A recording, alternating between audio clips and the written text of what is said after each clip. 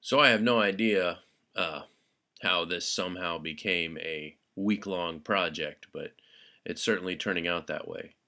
Looks like I am low on battery life too. 18 minutes remaining. I don't know. Then I'm going to need to upload it as well. So what we'll do, we'll try to split the difference between this and tomorrow. Oh, wait a minute. How about I just plug it in? We knock this out tonight. There we go. Or this morning? I don't know. It's still dark outside.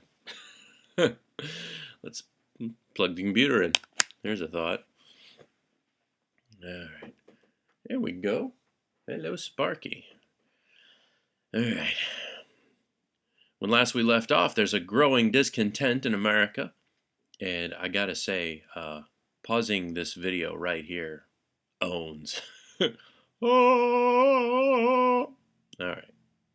I think peace will come when those of us who have enjoyed the American dream become aware of those of us who are missing out on Whoa, the whoa, American whoa, dream. whoa, whoa. Hang on. Backing up. I think peace will come when those of us who have enjoyed the American dream become aware of those of us who are missing out on the American dream. Did he just tell me to check my privilege? I see that last statement as sort of reaching across the aisle to get some of that good old Democrat vote, huh? Way to kick butt there, buddy. Is he going to make a bid for president? That's what I want to know. The future of our country will be secure when we break down the wall that separates us from the other America.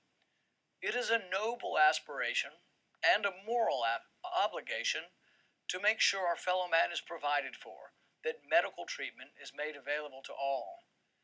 But compassion cannot be delivered in the form of coercion. President Obama's fundamental promise that if you like your doctor, you can keep them was a lie. Obamacare at its core takes away a patient's right to choose.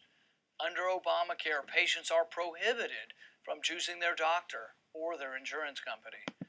I do find his using the term Obamacare instead of the Healthcare Reform Act to be somewhat interesting. I mean, I do understand that popularity wise, everybody has termed it as Obamacare, but I mean, couldn't he be a little bit more professional there and call it the Healthcare Reform Act and get a little bit specific instead of just sort of firing a shot across the bow? That's just a thought that came to mind as I heard that statement. Today, more Americans may have medical insurance, but Americans are now paying more money for worse care. The relationship between doctor and patient is withering. Doctors are fleeing the profession they love. Hospitals are straining, closing, or refusing to accept Obamacare policies.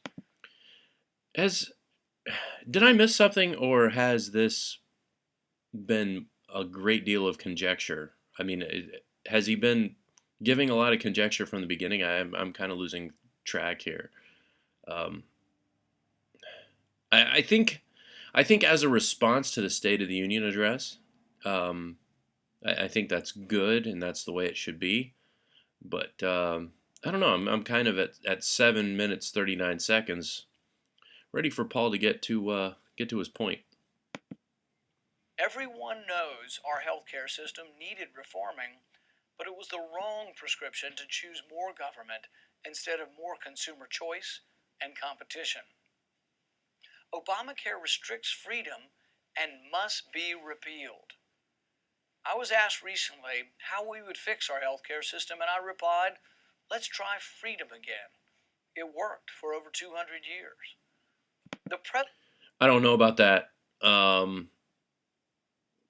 There are, and I think this goes back to some of the criticisms that the Libertarian Party gets.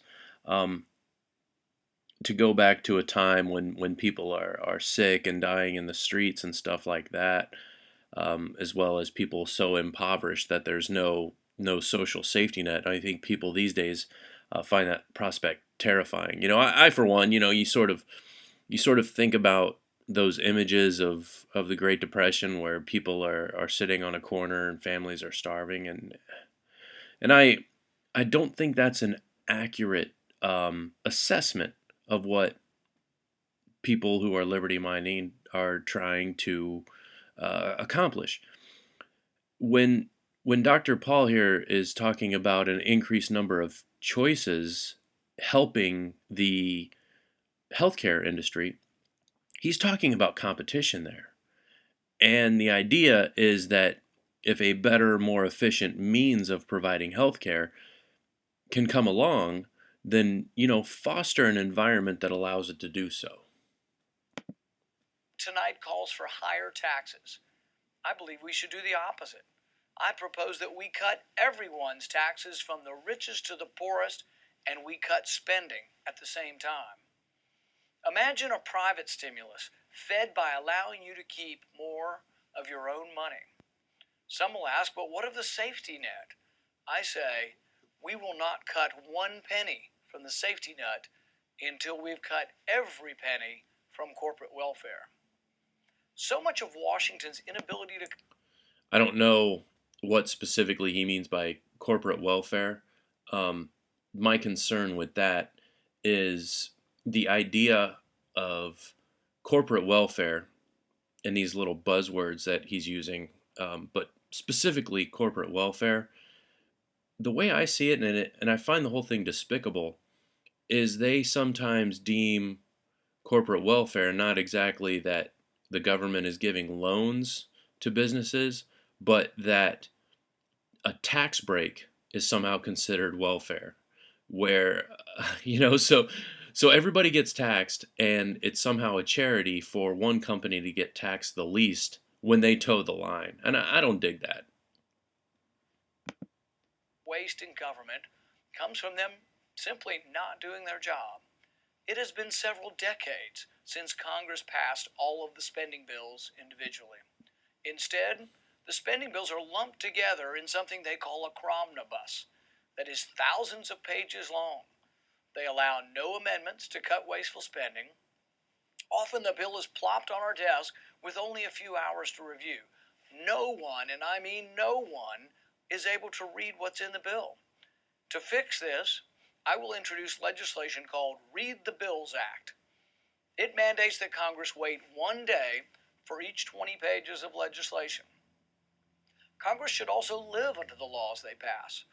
I will introduce a constitutional amendment that Congress shall pass no law that exempts Congress from the requirements of the bill. We have. How about a law that states that congressmen have to pass a test on a bill? Oh man, that thing about no one reading a bill that's being put on a desk of a congressperson. Um, that I don't know. I don't even have the words for that. Um, when the way that I see it, lobbyists and people that are actually bribing and coercing congressmen and women to vote a certain way is it's despicable. We're gonna leave that as Thursday's dose, and I will have the rest of this knocked out tomorrow. And yeah, we're gonna keep on rocking along. Thanks for sticking with it on this, and like I said, catch you at the next dose.